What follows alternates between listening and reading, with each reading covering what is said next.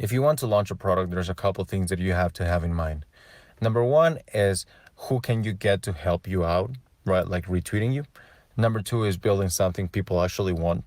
And number three is the hype strategy. So let's talk about them. When you launch a product, like you have a certain following, but if you get people to retweet you, it's basically like if they're the same size as you, you're doubling your following. And then you get other friends, and by the time you know, you're like a million followers more than you would have had on your own. So it's a good strategy. If you have favors to cash in, use it for launch day. Number two is building something that people actually want. I find that a course that people are going to buy has content that people have already asked you. So when I sign a client, I always ask them, when people DM you, what do they want? And it's usually the things that they want that you should maybe do a course on.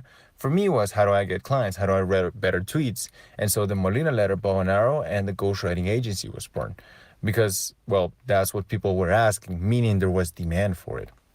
Number three is the hype strategy. You don't just launch a tweet. That's just one part of the whole strategy. You actually do a pre-hype. So you're like, okay, I'm thinking about this, and you stir the problem. When I launched my course about how to make money from Twitter, I had a tweet that was, if you make $1,000 from Twitter a month and you spend 3 hours a day on this platform, you're making $11 an hour. 11. And it blew up. It stirred the problem. And I think that drove a lot of sales later on. So first you stir the problem, then you kind of show sneak peeks of what you're building. Maybe turn a module into a thread and tell them you want more when it launches. Join this free wait list and I'll send it to you at a discount when it launches. So you gauge demand that way.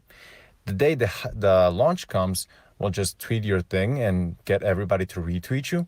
And then the post hype offer a discount before the date ends, like in 3 days, so people have an incentive to join at a discount before the price gets up forever. So that's basically how I direct my hype campaigns. Try it and see how much you sell.